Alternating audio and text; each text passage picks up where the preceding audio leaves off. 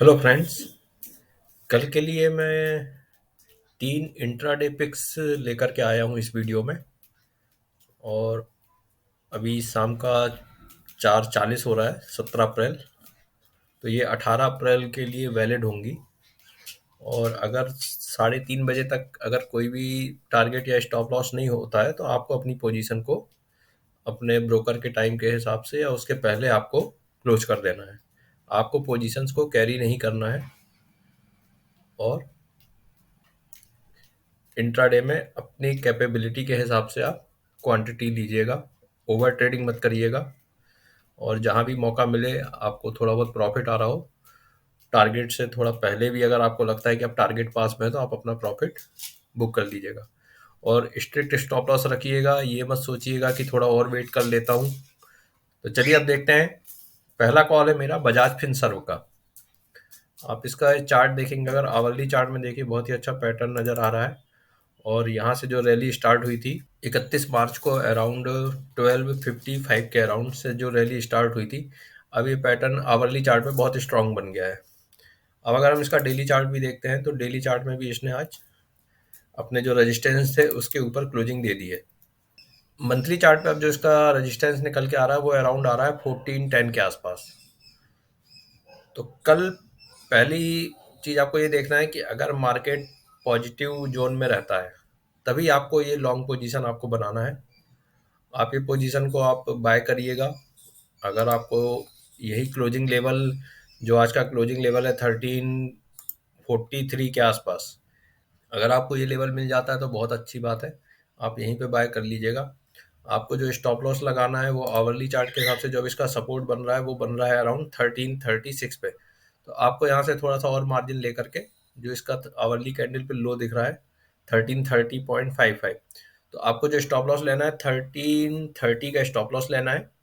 Bye आपको 1343 से 48 के बीच का कोई भी अगर लेवल मिलता है 4-5 रुपए के इस रेंज में, तो आप इसमें अपनी पोजीशन बना सकते हैं। तो लगभग आप कह लीजिए कि 13 to 16 पॉइंट का एक आपका पर शेयर के हिसाब से एक रिस्क रहेगा। और टारगेट जो आपको ऊपर में रखने हैं वो मैं आपको बताता हूँ। तो पहला जो इसका टारगेट निकल के आ रहा है वो आ रहा है आपका 1365 से 68 के आसपास। ठीक है। तो आपको 136566 का मतलब ऑलमोस्ट कह लीजिए कि अगर आपको 45 में मिलता है तो 20 रुपीज पर शेयर के हिसाब से जैसे ही आपको अपना प्रॉफिट होता है तो आप कम से कम अपना 80 to 90% प्रॉफिट बुक कर लीजिए।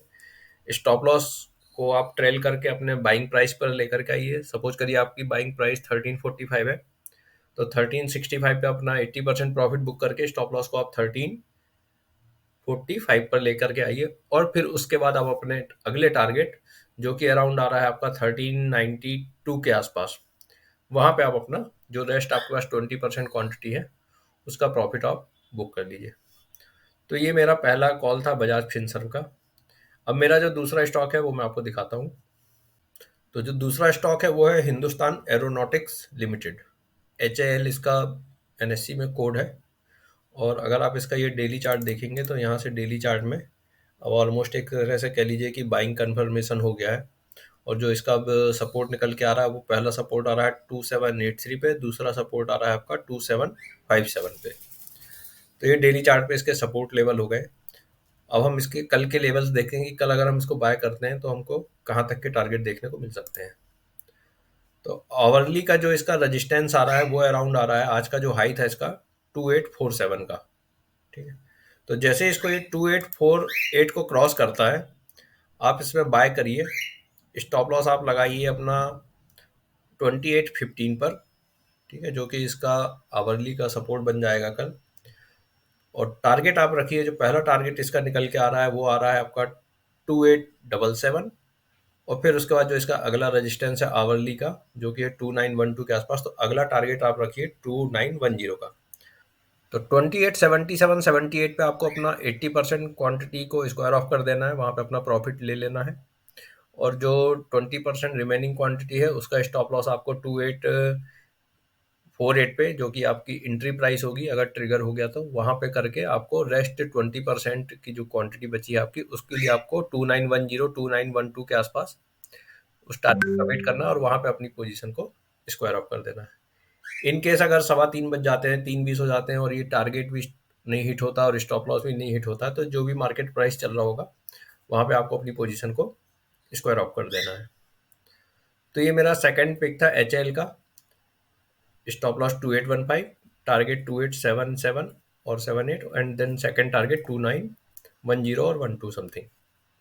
अब मैं तीसरा स्टॉक आपको दिखाता हूँ जो मेरा थर्ड पिक है फॉर टुमारो। तो जो मेरा थर्ड पिक है कल के लिए वो है इंडियन होटल। अगर आप इंडियन होटल के चार्ट को देखेंगे तो डेली टाइम फ्रेम में बहुत ही अच्छा इसमें ब्रेकआउट अब मिलने वाला है।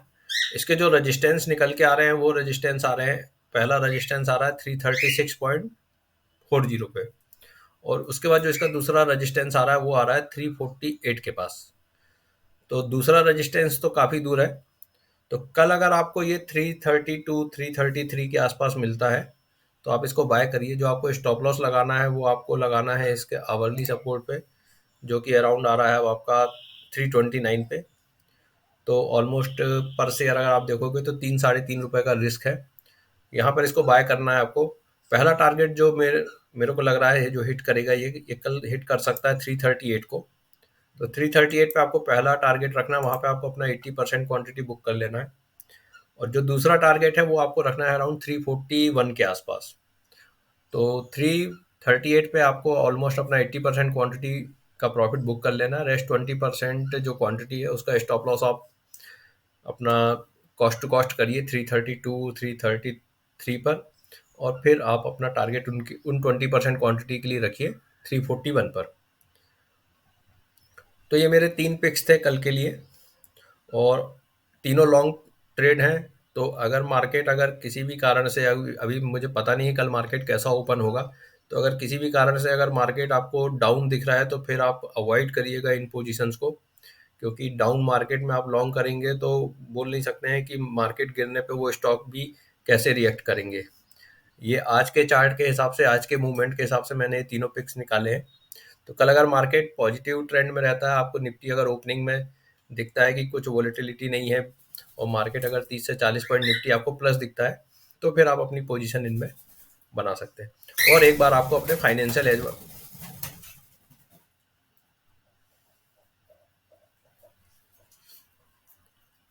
और एक बार अपने फाइनेंशियल एडवाइजर से आप कोई भी पोजीशन, कोई भी एक्शन लेने के पहले उनसे कंसल्ट कर लीजिएगा। तो thank you for watching the video.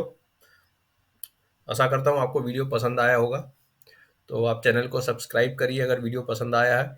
Time to time मैं जो भी अपना बेस्ट व्यू है वो स्टॉक्स पे, कमोडिटी पे, फॉरेक्स मार्केट पे, गोल्ड पे, सिल्वर पे, मैं सभी पे वीडियो टाइम टू टाइम जैसे मुझे टाइम मिलता है मैं अपलोड करता हूँ। तो चैनल पे सब्सक्राइब करिए और वीडियोस को लाइक करिए। Thank you for watching the video.